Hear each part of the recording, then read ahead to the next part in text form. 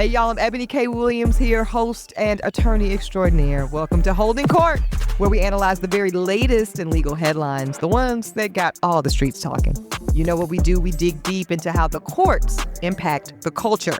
We break it down, going straight from gavel to your news feed.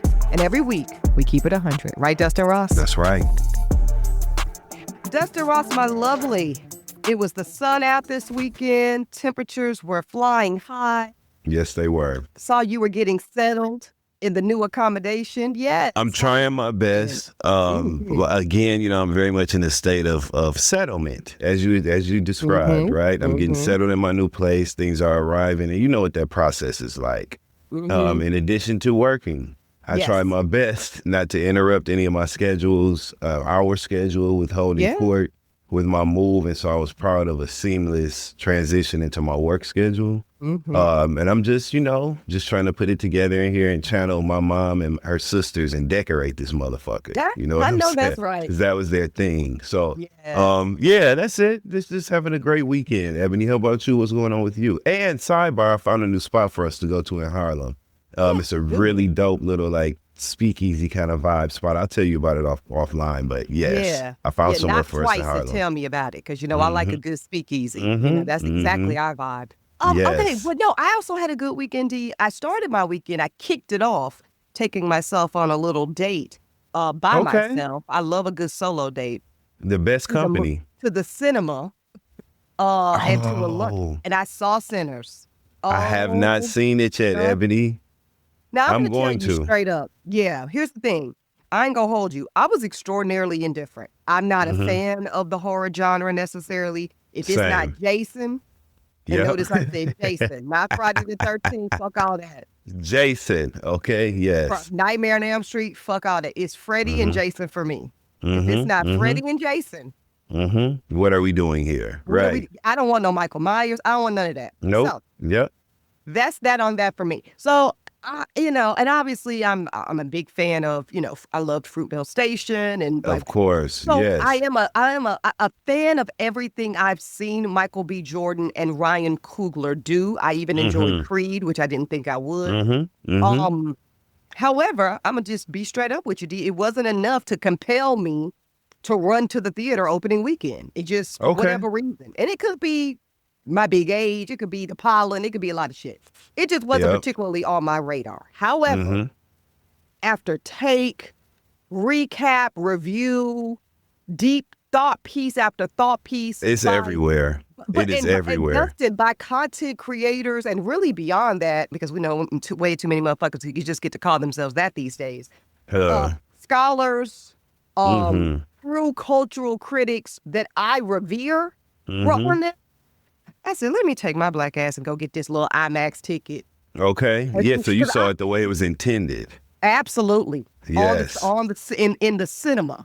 And even Tom Cruise had to get his ass. I saw that. Yeah, yeah. He said, go to the cinema, ladies and gentlemen. So, I won't spoil it. I was hoping you had seen it, and I intentionally didn't text you because I wanted us to have this moment right as we're having. I'm going to, and we will loop back into this. I just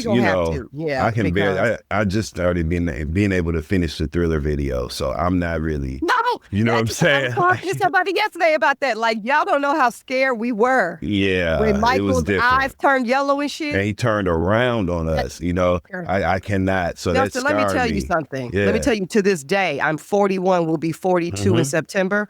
I don't watch until that part. When once he puts his arm around Ola, Ola Ray. Come on, and I know the turn is coming, I just go ahead and turn it off because I don't want my last impression to be Michael with the motherfucking yellow look back eyes. I turned it off and unplugged my damn television just to let the juice run out the cord because I don't want no parts.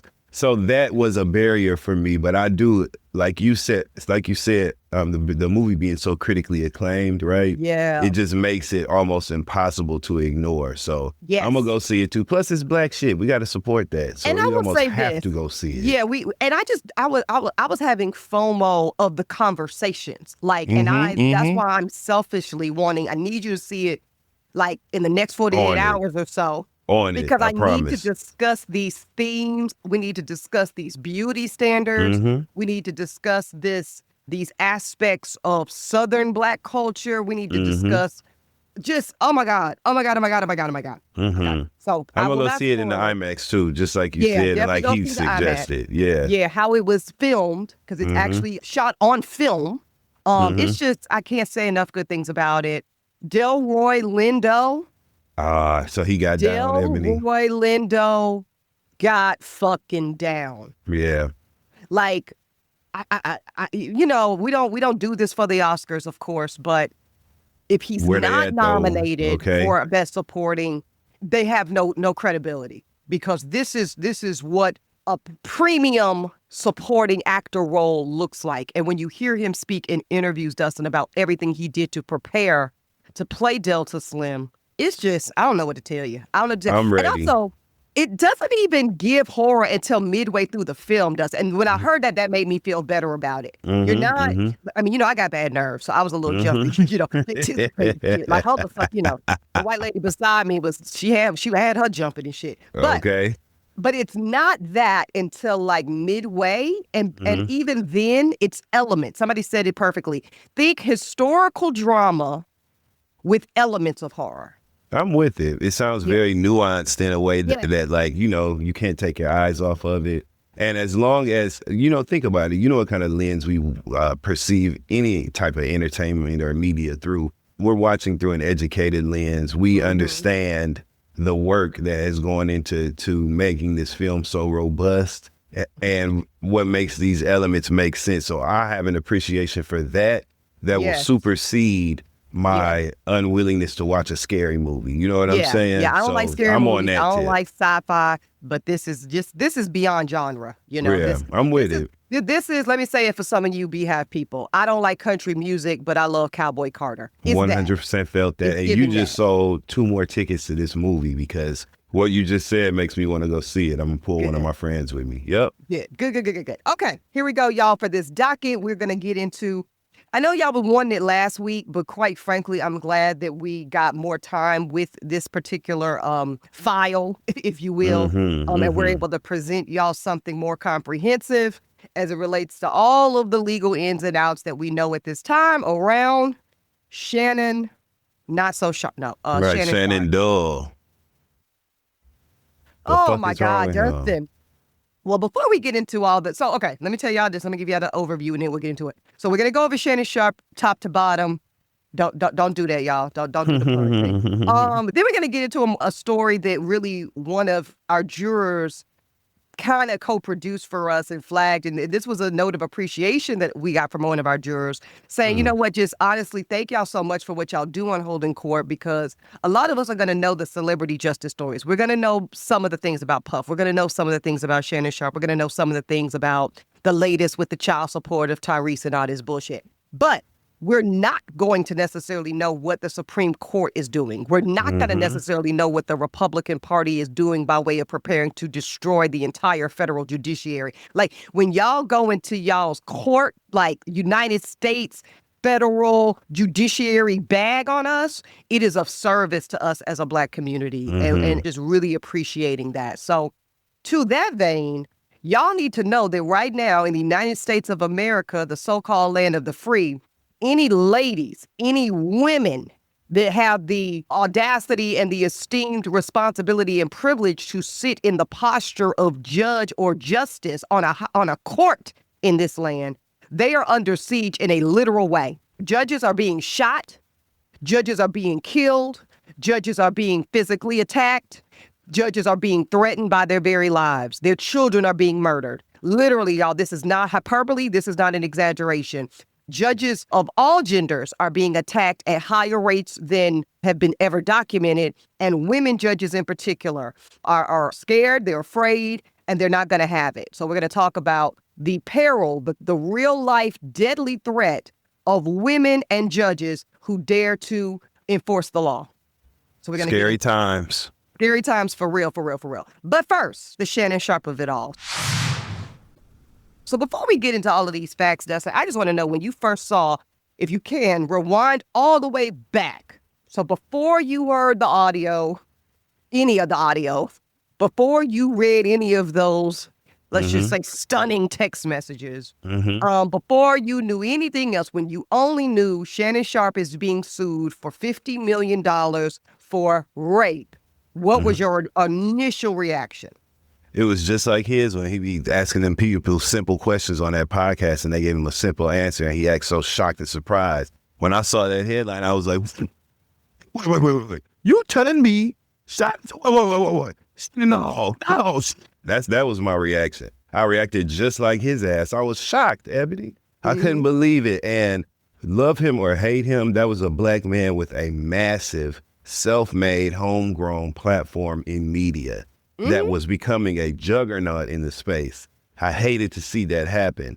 And so initially I just wanted to know more. I'm not a person who, I believe victims and shit, you know what I'm saying? So I hear every story out, and I'm glad I did in this case. So that was my initial reaction. I was motherfucking shocked. Little teaser on that. We gonna circle back to that. But so I'm gonna tell you straight up, when I first saw the headline, and full disclosure, I have had limited occasion to work directly with Shannon Sharpe. I don't know if you know, I don't know if y'all know, Auntie, you got a little bit of a sports journalism bag, just a little bit of that, you know. So there's been times where I've been invited to guest host on back when Shannon hosted Undisputed with Steve Baylor. Yes. I would go out to LA a couple of, I was between contracts with Fox News and Fox Sports and Revolt. Okay, so in that bridge period, I would spend a few weeks at a time, sometimes in LA, co-hosting that with them. So that's cool, Ebony. That's cool, Ebony. It really was cool. It was really, it was kind of cool. Anyway, I've had some dealings that I just disclose that for the integrity of this conversation. You know, I'm not going to act like I've never met this man in my life when I know that I have. I don't have anything remarkable to say about those direct encounters. He was a professional with me. It was very light touch. Again, no pun needed. And we'll move forward. And I just want to move forward for a minute. Like everybody else, though, I've sat in celebration and admiration for what Shannon has built in the last several years regarding Club Shay Shay. And like you say, it's cultural impact. Yeah. It can't be overstated. I think most of us had seen that the most immediate preceding headline about Shannon Sharpe was that he was about to walk into a $100 million podcasting contract. Which made sense. If Joe Rogan's making 100 or 200 million or whatever the fuck the number is at this point, if old girl on Call Me Daddy is making 100 million plus, I mean, if this is what the blockbuster culture shifting podcast numbers look like, first of all, I don't know where the invitation is to Holden Court's $100 million podcast. Anyway, but our hands are waiting to sign. On the dotted line. I'm walking around like this. So if that's what the whites that are doing that level of number and cultural drive are getting, Shannon Sharpe absolutely should be making the $100 million. So that's what we were all kind of teeing up for. And that was the narrative around Shannon Sharpe, was that he was coming off of an award-winning year. You know, I know he won the NAACP Image Award. I think he just won 2 Webbies because there's both Club Shay Shay and also the Nightcap Show with Chad Ochocinco. So it was looking all... What is wrong with me? Why was I about to say looking all gravy? And we know that girl called that baby gravy. We'll get to the kinks in a minute. We're going to get to the kinks in a minute. So that's what I was thinking about. So when I first saw this headline, I actually, and I will say I saw the headline and immediately at the same exact time saw that the alleged victim was being represented by Tony Busby. So I'm going to tell you straight up, Dustin, I was skeptical. So I was like, well, you certainly didn't go get the most credible fucking lawyer, you know? And, you know, not to say I totally dismiss the possibility of veracity of the claim, because that's never wise, and I don't do that. But I had some questions. Right. I had some questions, and some big questions.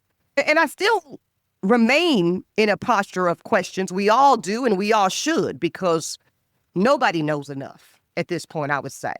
Well, let me say this. Nobody knows enough to know if any legal wrongdoing has taken place. 100%. But we certainly know enough to know some poor decisions have been made. And we know that just like Disney knows it. We'll get to that in a minute. So, and this is very important because, you know, we talk often here on the podcast, Dustin, about the difference between the court of law and the court of public opinion. and they remain separate entities, but they are always connected. There's always some immersion of the two of them.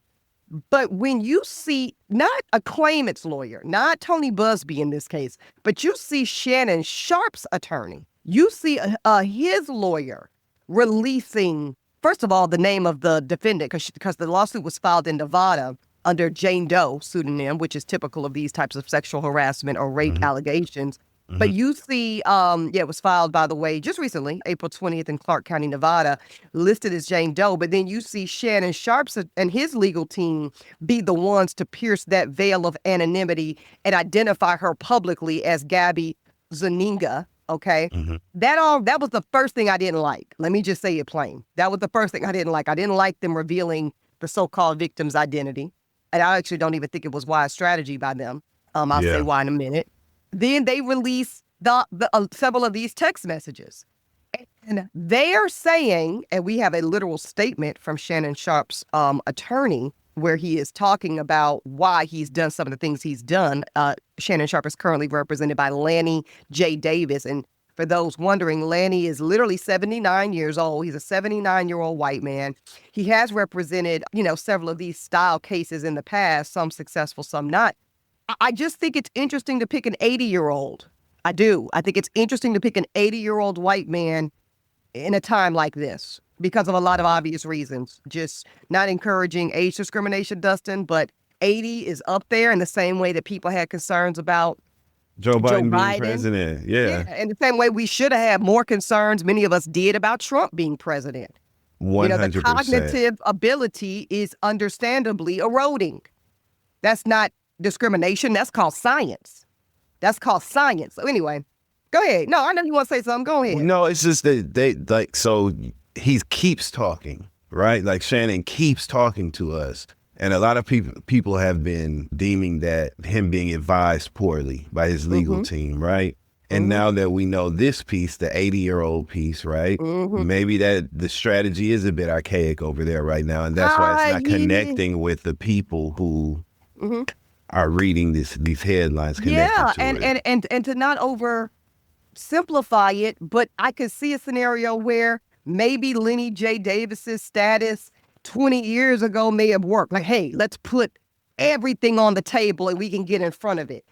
That might have been a wiser strategy in 95 or even 2005. No, I'm not trying to be funny. I promise you, Dustin. I be throwing shade, but this ain't shade. This is me really saying I could see when I was literally taking the LSAT 25 fucking years ago, we're putting everything on the table on the front end and letting the public sift through it slowly and at their own pace might have been a legitimate legal strategy. I can actually, for real. But fast forward to 2025, where there is no controlling of the pace of people consuming this information, where there is no contextual structure for how people are receiving this information, and in the real timeness of it all, and the way in which people are able to, you don't just put out the victim's name and, well, now she's a person that we can attack the credibility of. Everything that comes with that in 2025, Dustin. We're going to immediately pull up her photos. We're going to immediately pull up her social. We're going to immediately pull up her OnlyFans. We're going to immediately see she was a fucking teenager when this shit started. And all of that you maybe didn't anticipate, Attorney Davis, when you first put this shit out, comes to get you in the ass, So, I'm questioning the wisdom of the strategy that might have worked better in your prime, but it doesn't work well today. So let's get to the text messages. So they were reading these text messages. Y'all have read them. I don't need to go into the details. They are horrific. And that's when I really started to sour, if you will, on holding out space for, this might just go away. That's when I knew this wasn't just going to go away. I'm not saying he's guilty at all. I'm not saying that at all. I'm just saying that this is not, and obviously we very much know so now, just going to go away. At first, when I first saw the headline, I was like, Tony Busby, 50 man, this might literally just, much in the same way that the Jay-Z of it all just kind of went away so far. Right? But this ain't that for a lot of different reasons. Okay, so We know that the accusations include literal rape. We know that they also include allegedly Shannon Sharpe being verbally abusive, controlling, and violent over time, once threatening to kill her and recording their sexual encounters without her consent. What we also know is that at some point, this was a 2-year-long relationship. They both kind of acknowledge that. Shannon Sharpe, obviously, and his legal team thinking, hey, let's put out these text messages. Let's put out also this audio. Oh, my God, that fucking audio. Man. And I believe the thought was, hey, if we put this out and we frame it the way we want to frame it, which is, yeah, me and Gabby enjoyed an S&M style, dominant, submissive, consensual relationship for 2 years. I think that was their strategy, Dustin. What doesn't account for in that strategy, number one, is that kind of people are a lot wiser these days when it comes to consent and the limitations of consent. So just because somebody was in a consensual relationship with you for a period of time people don't tend to assume anymore, Dustin, that means that they consented to every single thing that happened in that relationship. Mm-hmm. So what I'm saying? And I think, again, 15, 20 years ago, that might have been a more fair presumption to make. That, hey, if we can establish that they were together, that they were a thing, and that they both participated willingly and voluntarily over a period of time, she'll have no case. And people just tend to make space for the ability to consent to this, but not to that in a broader sense now. Would you tend to agree with that? 100%. I agree. It's a more sophisticated ear that we're hearing these claims and shit through now, right? Yes. People can try to make America great again all they want, but we know once we you know have what we access know. to information, right? We know what we know. So it's too late. I agree 100%. Yeah, we know what we know. We're not going to we don't know that. Okay. The lawsuit also reads that Sharpe flew into fits of anger when plaintiff noted his infidelity in the relationship or called him out about his extraneous activities. Shannon Sharpe even figured out how to get into Jane Doe's apartment complex without her permission.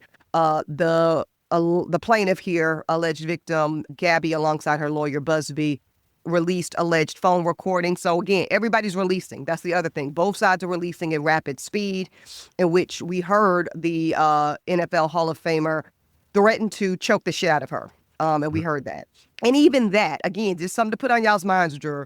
We all heard the same thing. Now, at first, and see, this is, again, where I just would have handled this so differently, but my first thought, defense-minded, was, well, hey, we don't know the validity of those tapes that Gabby and her legal team are putting out, and especially in an AI era. If they were able to doctor tapes with Jennifer Flowers and Bill Clinton back in 92, my God, what can they do, right? My God, what can they do with audio manipulation and video manipulation in the age of 2025? So I was willing to kind of suspend belief on all of the audio of it all. But then here comes here comes Shannon Sharpe and his legal defense, saying, oh, no, that's right. That's me. That's us. Just put the whole thing out. So I don't know. I just think that sometimes when there are facts that could be argued favorably with the right legal argument behind them, they're squandering those opportunities, Dustin. Man, I agree. And again, this is not something that can be played with or something to be taken lightly. So strategy is so important in his position. It's paramount. Take whether you feel like he did it or not out of it. Yeah, right? we're not talking about that, y'all. We're just talking about the wisdom of the strategies we've seen thus far. 100%. And this is ineffective. What you just described to me feels very ineffective for him. Period. Like it's just I don't know. Because here's the thing. Like, obviously, Shannon and his lawyer know if it is or isn't him, right? So let's say they're like, listen, we know it's us. Like, we're going to have to deal with this. This is just me. We don't have to admit that today. We can let that come out in the wash much further down the road of this thing, and in the meantime, and in the meantime, allow people to have doubt around whether or not that's even me on the tape. But to just jump your ass out here day one, day two, oh yeah, that's me. Yeah, I said it. And let them hear what else I said. Now, something else I don't like the wisdom of, Dustin. My lawyer being the one to volunteer the fact that we were in active settlement negotiations and we had gotten up to $10 million that I had, what do we call it, authorized my lawyer to pay out.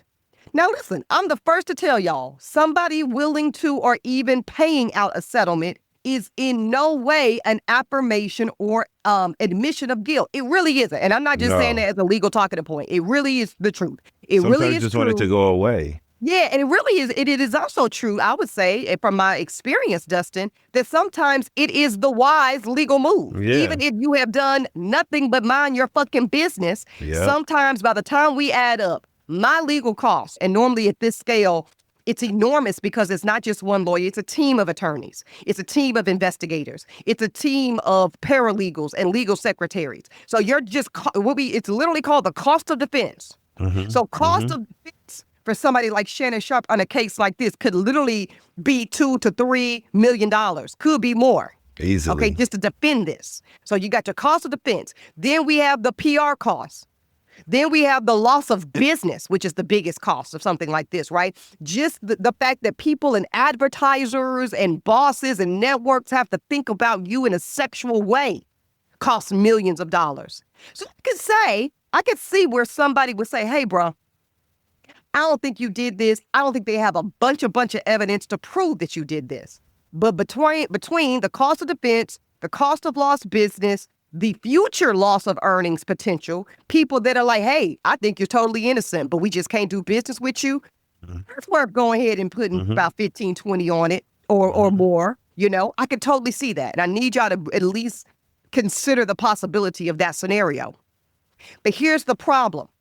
Once you make a decision tactically, Dustin Ross, between yourself and your legal team, that we feel it is in our best interest to engage in settlement talks, which at some point could go public. We hope not, but could go public.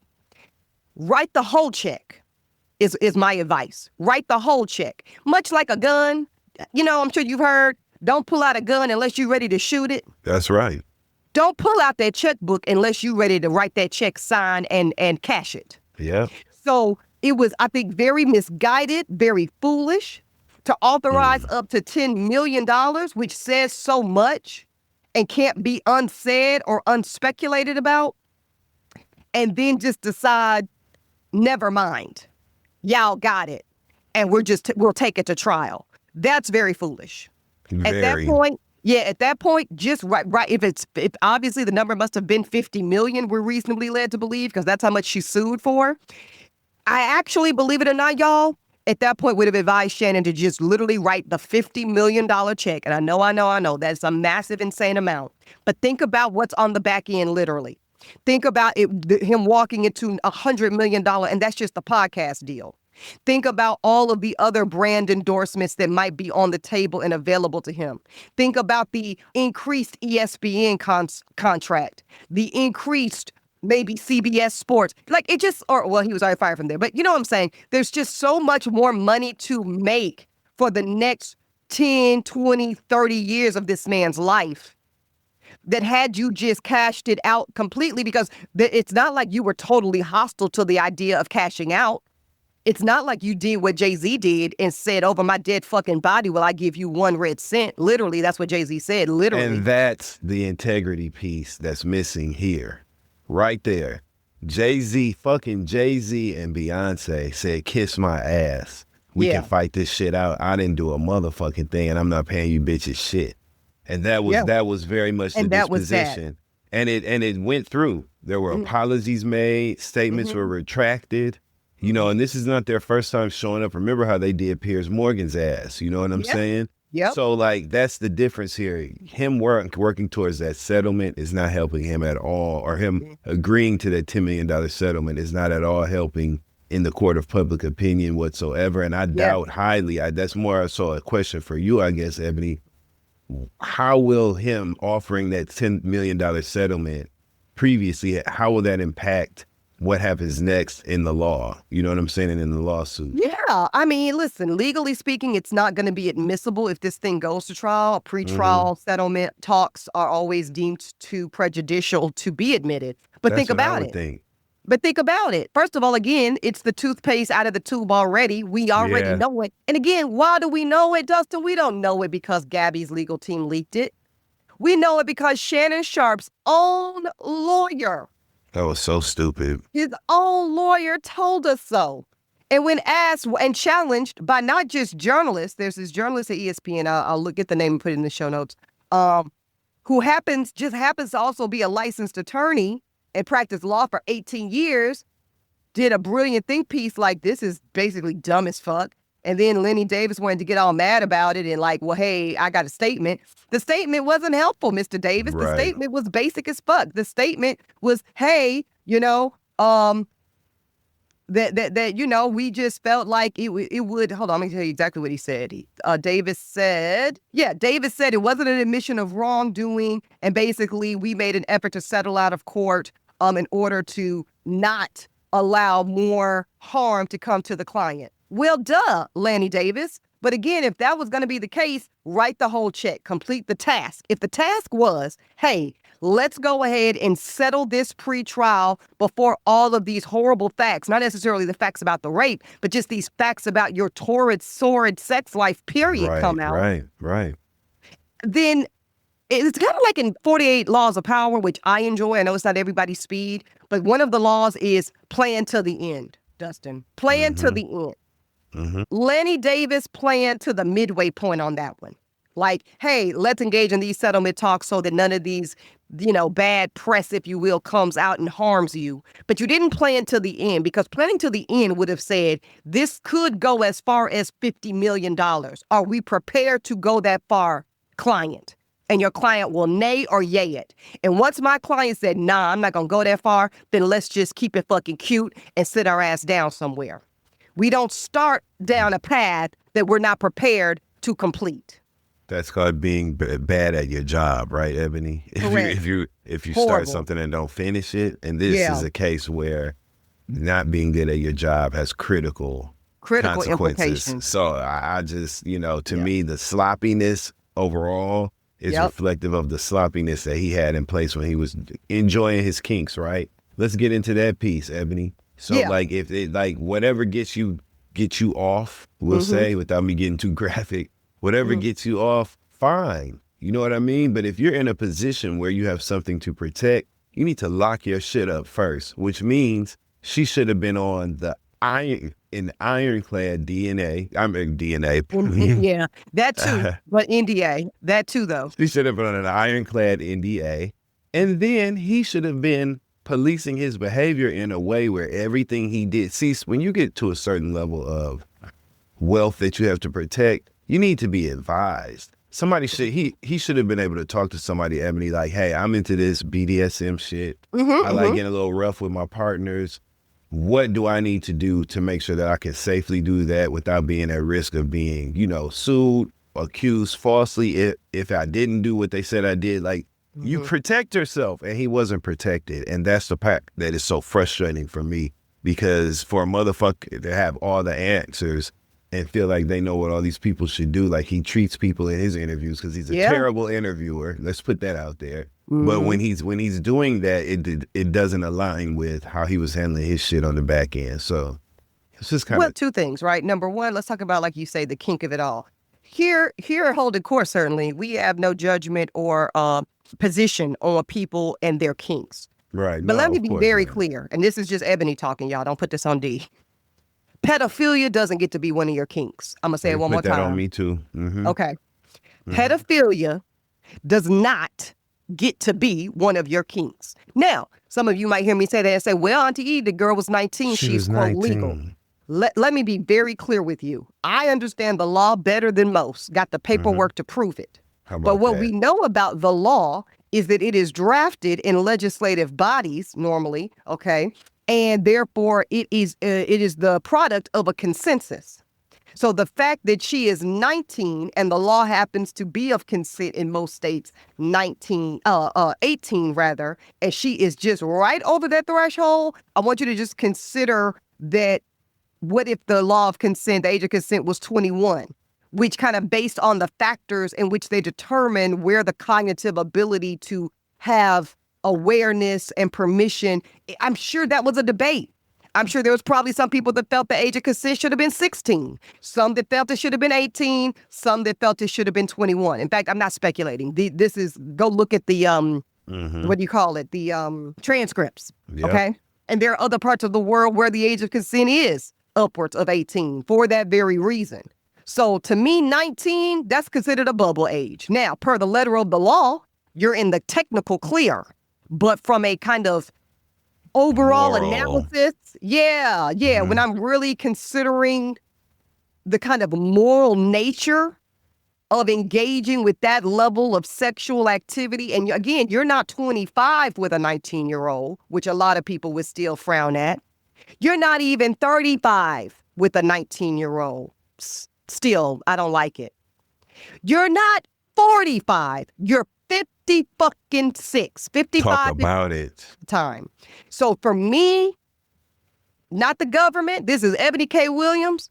If a 56-year-old man was laying with my 19-year-old daughter, and then my daughter presented as Gabby presents, we heard that tape, she sounds fucking 13, Dustin.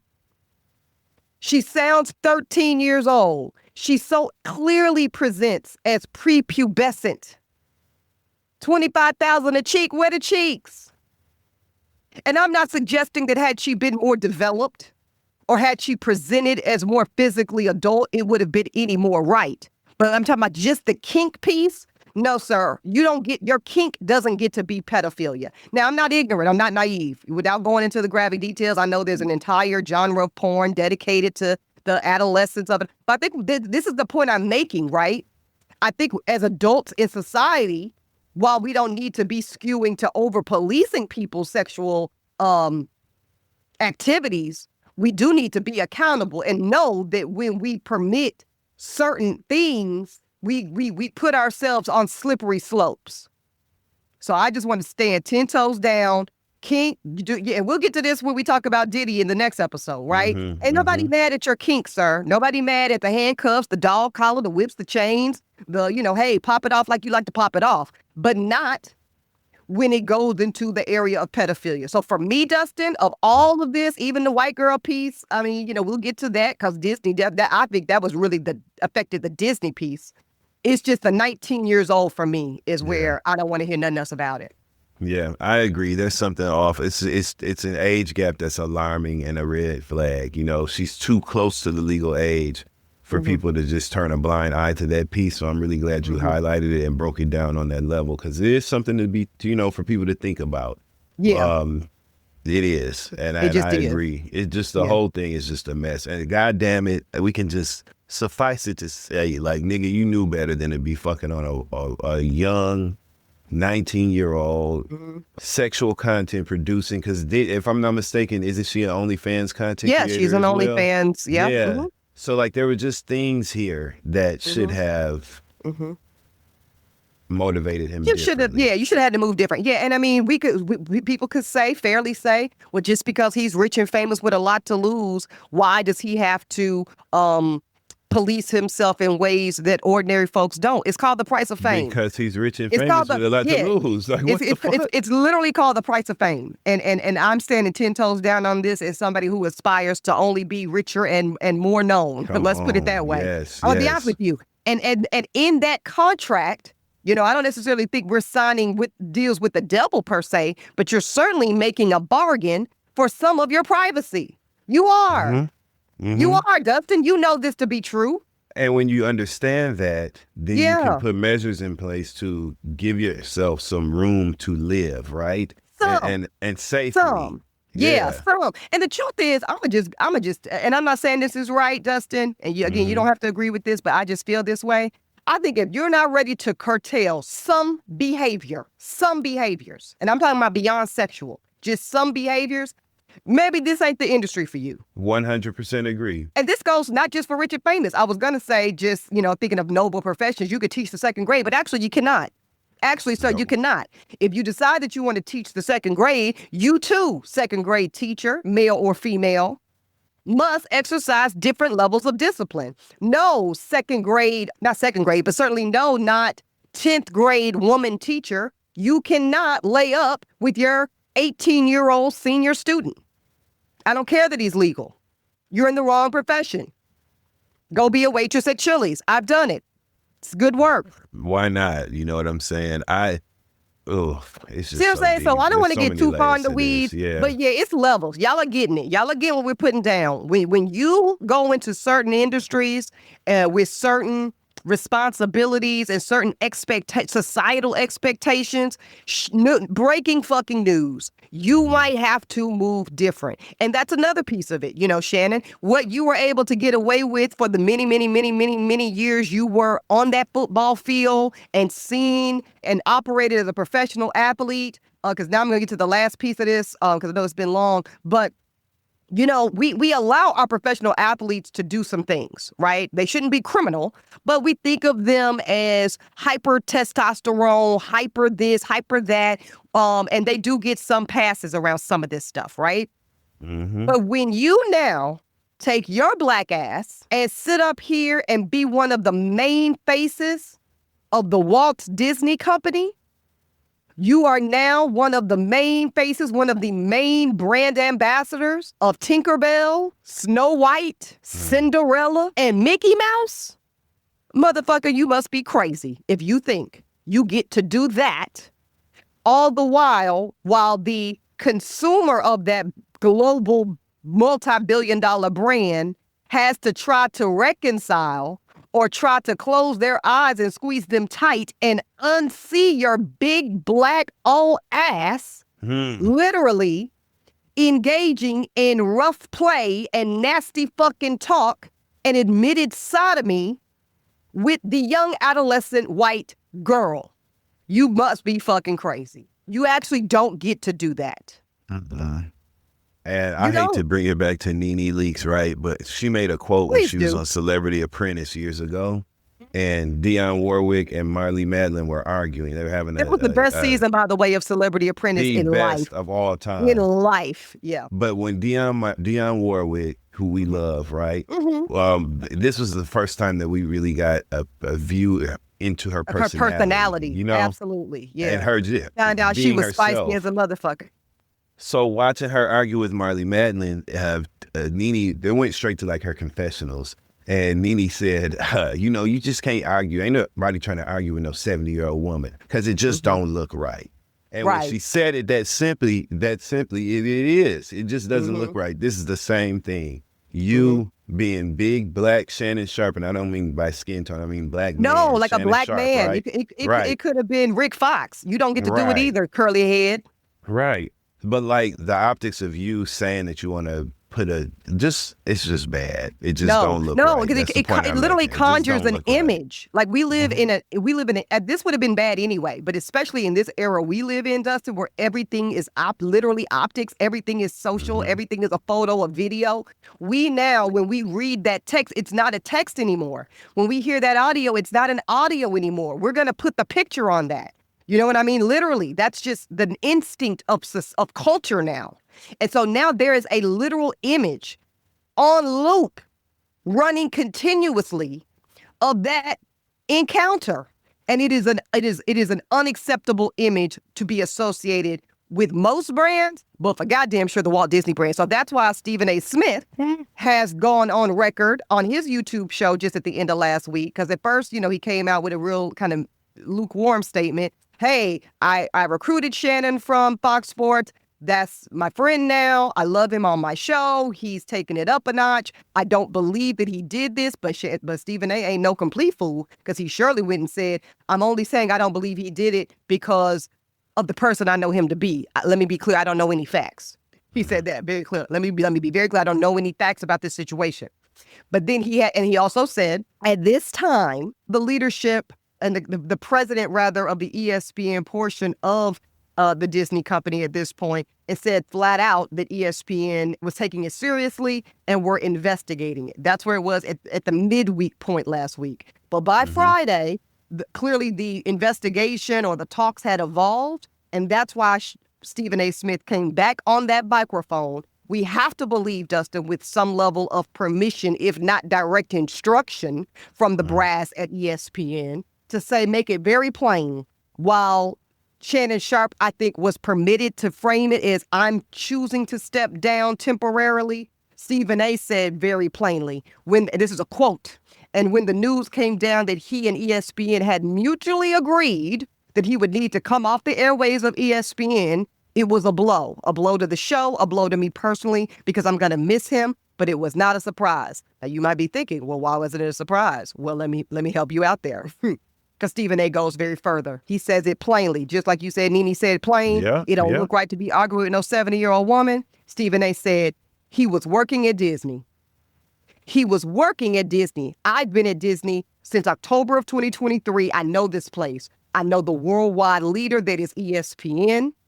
And flat out, they didn't need any definitive evidence at this particular moment in time about all that stuff. Once, catch this tea, Dustin, once all the things Shannon Sharpe's lawyer put out there. This is coming straight from Stephen A. Smith as to why Shannon Sharpe isn't at ESPN right now. He's saying it plainly that this is not us jumping to a premature decision or conclusion. We're basing the decision on what Shannon's own lawyer has released. And then he said that's one of the statements, to effing choke the shit out of you, to Jane Doe. It was uncomfortable to listen to, and it was not something that Walt Disney wants associated with its brand. So to have him on the airwaves while all of this stuff was put out was not something that Disney was going to take. That is what I mean when I say I'm not surprised. So there you have it. There you have it. So that's it. That's all.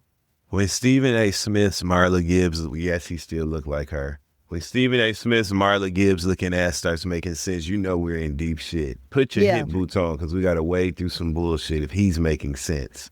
Again, a broken clock is right twice a day.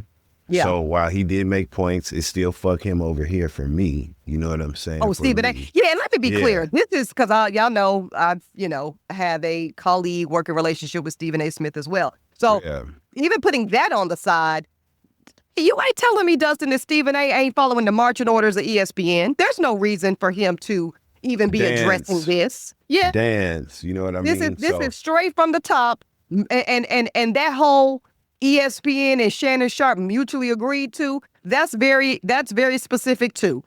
That's ESPN saying, fear not, America. We're going to keep this motherfucker in check. And we have decided to sit him down for this moment in time. And I don't think he'll be back. I'm going to just say it straight up. I think even if it's proven that he did nothing illegal per se, even if he is totally vindicated in the legal piece, I don't think we're ever going to see Shannon Sharpe back at ESPN. I don't either. And hopefully he's able to reconcile that internally, right? Because now he's got these other opportunities. And one thing we know, he'll still be able to work as a media personality even with this on him, right? If he's not No. Dustin Ross know that. I don't know that. I don't know that, Dustin. I'm going to tell you something. Okay. I'm not saying he'll never work again. That's too much. But I mean, look at these. What business? Let me ask you a question, Dustin Ross. What business, when it relates to podcasting, what business are we in? Sales, baby. Sales. Baby, well, of course, it's predicated among ad sales. That's how we make our we're in money. The ad sales business. Well, yeah, I think that, and I agree, right? I just think that we're in a time where stranger things have happened, and if he is not charged of this, I think that redemption arc almost of I told you I didn't do it. That'll equate to dollars in his pocket. I predict. I think it can. I think. I mean, it's not apples to apples because it's too many varying facts. But let's look at Jonathan Majors for 1 second. He was essentially vindicated. I mean, he ended up being charged with something, a small misdemeanor. But essentially, I think reasonable minds, Dustin, would say that he wasn't the kind of violent monster that the initial claims made him out to be. You think is that kind of fair? Yes. Yep. Okay. And even with that level of vindication and this clear vindication media tour that he's been on, that's taken him everywhere from, he had to sit down with, him and Megan sat down with, anchors, but then also in black media, he sat down with Jason Lee recently. He sat down with Cam Newton recently. And I'm going to tell you, from where I'm sitting, I don't think anybody gives a fuck. Nobody's buying it. Well, but with the Jonathan Majors thing. Dustin, I think they buy it. I think they just still feel like you was a dumb motherfucker and you put yourself in a dumbass position and we still not fucking with you. For reasons. And I guess those same reasons will apply in the Shannon Sharpe case, right? Because Jonathan Majors, people didn't really understand his aesthetic. They're happy to see him reaching heights of success as an actor that Black people don't typically reach. So we were happy to have another breakthrough star. But there were a lot of things that people weren't comfortable with when it came to Jonathan Majors and his presentation, at least, right? So I think that a lot of that is contributing to people's deaf ear that they're turning to what's going on with him now, to his comeback press tour that he's doing, right? Also, he actually was charged, like you said, we broke that down here previously in previous episodes. He was charged with something, and people saw videotapes and different things that just connected him too closely to that. This may be the same outcome for Shannon now that I'm thinking about it as I'm speaking about it, because the same situation here exists. The audio, the text messages, the fact that whether or not, we're not debating whether or not he was engaging in these sex acts with this girl. We're debating whether or not they were unlawful, right? Correct. And so that, I think also, now that I'm speaking about it and thinking it through, that will be detrimental to him because you did something, nigga. And what you did was too much for most people to like. That's where we're at. That's where people are at with it. I thank you for putting the words, because you said it the way I really wanted to say it. Yeah. And for some reason, I didn't want to say it like that today, but I'm so glad you did. I feel you. I feel like it's that. It's you did some shit that, while might not be illegal, with that part remains to be seen, under the presumption that it's not deemed illegal, I still don't fucking like it. Yep. Even Michael Jackson, I would argue the most talented individual to ever breathe life on this earth. At the end of Michael's career, if we want to talk about the last 20 years or so, a lot of people didn't want to fuck with brands, they didn't want to fuck with Michael. They really didn't, you know? And if you would have assessed the untouchability factor of Michael Joseph Jackson in 1983 and 84, or even the bad era. But after like 92 and after those first whispers of the children touching and the settlement offers, Michael's brand never fully recovered. Even when he was acquitted to this analysis, right? Dustin, he was found not guilty. Michael Jackson was never convicted in a court of law. We know about some settlements, but he was never convicted criminally, and his brand never recovered. So, never. I don't know. We'll see, unfortunately. I guess we'll see. We will see. Yeah. All right, y'all. So finally here on the docket, before we go, I do want to alert for y'all again that a juror, really talked about the appreciation, and we thank you for the fact that here on Holden Court, this is one of the only places in the culture that you're going to get these stories that maybe don't have the flash and bravado of some of the more salacious celebrity justice stories, which I absolutely need to know about them. And this one is coming. We're reporting from a great journalistic outlet called The 19th. Shout out to The 19th. Women judges are currently saying we are being threatened. Our lives are being threatened. We're being shot at. Some of us killed. Our children are being killed, all because we dare to try to enforce and uphold law and justice in this country. So this is being really, really talked about right now, Dustin, because we see Trump and this Trump White House, especially here in this second term, just absolutely annihilating the whole judiciary, right? We've talked to y'all multiple times here on the show about how they're trying to potentially, we started in the beginning. As soon as we started seeing, okay, these judges are standing up for what's right, some of them are pushing back on this bullshit from the Trump administration, and it's going to cost them. Trump and his cronies are going to start labeling them as activist judges. He's going to start coming for their credibility. And if that doesn't work, as we're now seeing, Dustin, there is an uptick of literal physical violence. Literal physical threats against justices that are not kowtowing to the bullshit. In the first 3 months of Trump's second term, the president and his associates have singled out multiple individual federal judges by name. And they're saying, they're not credible. They're calling for them to be impeached. But what we know, Dustin Ross, is the subtext of when Trump does that type of shit, it's a virtue, it's a call to action. And some might even say a call to arms by his dogmatic followers, the same motherfuckers that showed up on January 6th to do something about it. To do something about it. So this one particular judge, a Texas judge by the name of Julie Koncurek, Travis County District Judge, says, that in order for us to do our jobs, we must feel safe. We have to be able to hold the rule of law and not feel fearful. It goes to the core of our legal system and our democracy. And she's speaking from firsthand experience, Dustin. She's really, really, truly beyond a patriot. 10 years ago, this judge was shot and very seriously injured in her home driveway while her son watched. Her attacker was a defendant who had been in her courtroom charged with tax fraud. It's just really, really awful. Ultimately, I believe, I don't know exactly what happened to her attacker, but I do know that ultimately she successfully advocated for a security bill in Texas that ultimately did pass. But this woman literally was shot and had to recover from that just because she dared to impart justice. Wow. Even more tragic example, a woman named Esther Salas. And I think I heard her in an Oprah interview recently. She's a federal judge. And I've been telling y'all the federal judiciary is putting it all on the line to try to protect some of us for the last stand in democracy in this Trump era. Esther Salas, federal U.S. district judge in New Jersey, so right over the bridge, she's told us because she knows firsthand how bad this can go, Dustin. Her son, 20 years old, his name was Daniel, because he was fatally shot and killed in their home just in 2020, just 5 years ago. The suspect that killed her son was an attorney who described himself as an anti-feminist, and he had appeared in her court challenging the military's male-only draft order. He later was found dead, presumably a suicide.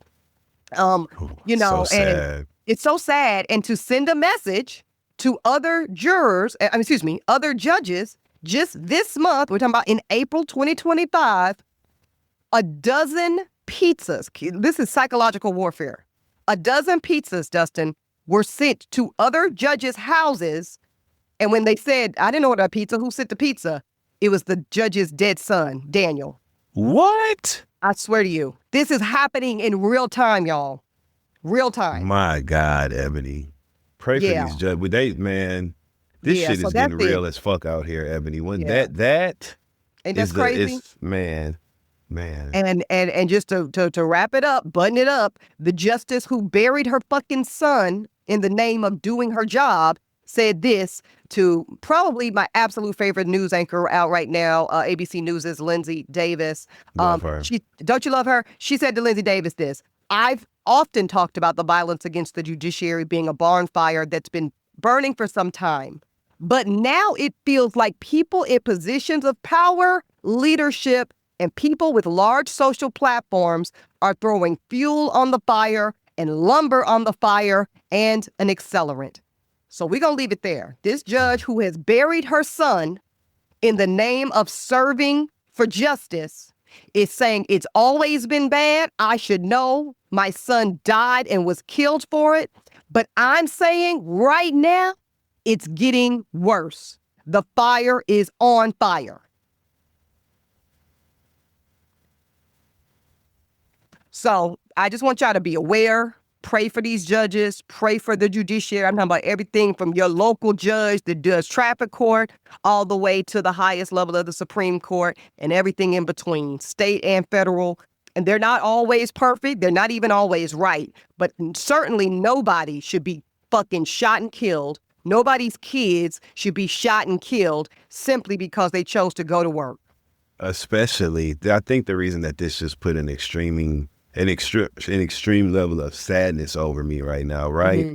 You know, President Biden appointed, what was it, 240 something? Yeah, over 240. Yeah, record number of black and women judges. Mm-hmm. Black and women judges. And so there's a vulnerability there that is now even more extreme in this case. And it just makes me sad. Y'all, please protect these judges because they all we got. And they're trying to get them up out of here too.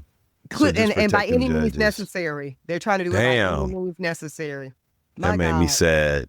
Ain't that fucking sad? Can you imagine opening your door with a fucking pizza and then this subliminal, horrific, threatening message? Get the fuck out of here. That's sad. So prayers up to them, y'all. Well, listen, we're going to run, but don't worry, fear not. Fear not, jurors. We will be back with a new episode of Holding Court very soon.